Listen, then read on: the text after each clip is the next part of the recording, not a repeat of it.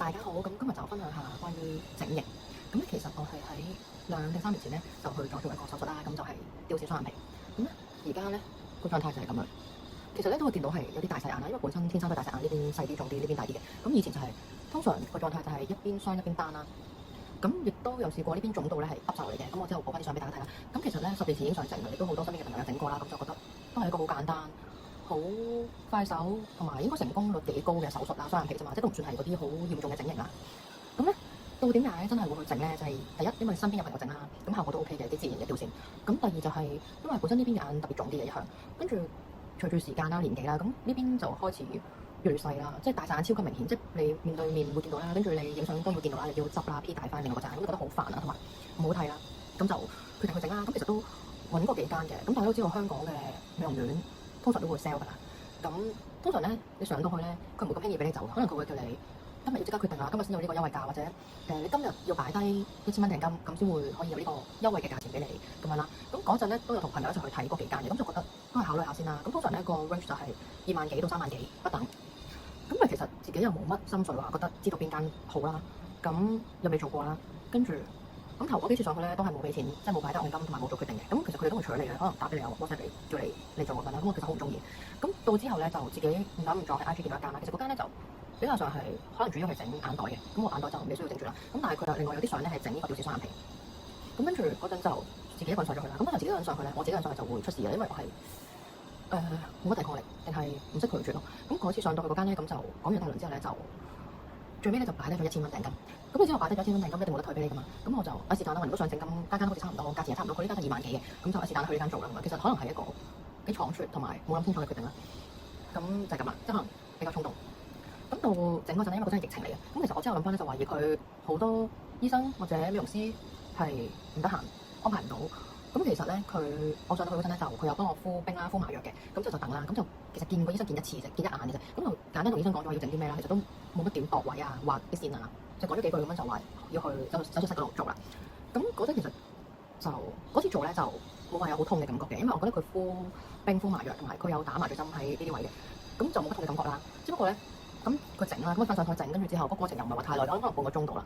咁整完其實佢會俾你照鏡睇下個效果啦。咁因為一整完你知道係腫噶嘛，同埋整完嗰陣佢就都係 balance 嘅，就咁睇落，咁就覺得哦咁整完咯，咁你要之後先知效果噶嘛，咁就翻去啦。咁其實我本人咧就比較腫同埋瘀得都算係嚴重嘅體質啦，咁我都腫咗，我諗起碼1個月啦。咁呢啲位會有啲瘀痕啊，跟住就會呢條線一整完嗰陣就會好明顯，咁就出街就要戴眼鏡戴帽遮住晒咁樣啦，同埋就可能請幾日假咁樣啦。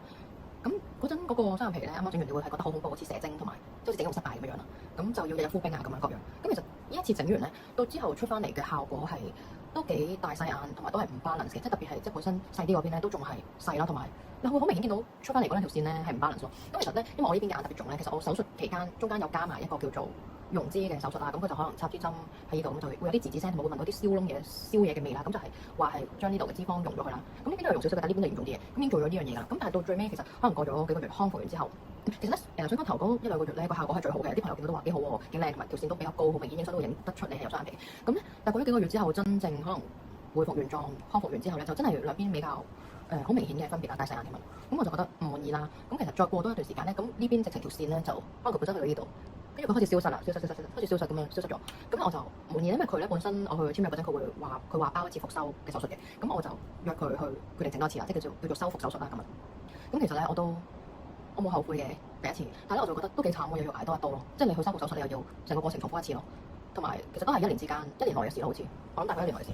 咁咧好彩第2次出嚟嘅效果就比較滿意啲嘅，就係直到而家2年之後嘅效果啦。咁但係咧第2次咧，我就覺得可能佢敷麻藥啊或者麻醉針嗰度咧就比較少，分量唔啱。咁其實我整嗰陣係勁痛啦，咁我眼皮呢啲位係好薄啦，跟住我第2次手術喺手術台嘅時候，我係即係其實整下已經完全 feel 到，我知道佢喺裏邊整緊啲咩啦，好似揾啲針插落嚟隻眼皮裏邊，喺撩嚟撩去。咁其實我覺得都算係幾痛嘅。咁可能每個人用緊嘅能力唔同啦，咁我應該都算忍得痛嘅，但我都覺得好痛，即係完全知道喺度撩緊你煎皮拆骨咁樣啦，喺眼上面，咁都冇辦法啦，你都肉隨砧板上。咁咧整完，即係佢整緊嘅時候咧，佢差唔多整完啦，佢就會俾你照鏡啦。咁我就見到照鏡嗰刻係見到大細眼勁明顯咯。咁我就話唔得喎，呢邊咁樣咁細嘅嘛，超大細眼啊，唔得完全。咁咧咁就瞓低繼續再調整啦。咁好彩佢調整完之後咧就係滿意嘅，即係佢調整完之後係完全 balance 晒兩邊，咁就覺得 OK 啦，滿意啦。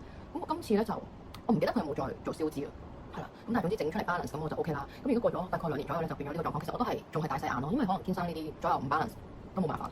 但係第二次做就滿意過第一次嘅。咁而家其實見到呢邊都係比較重啲咯，同埋開始耷咯，係啦，跟住條線可能就去到呢度咁樣，係啦。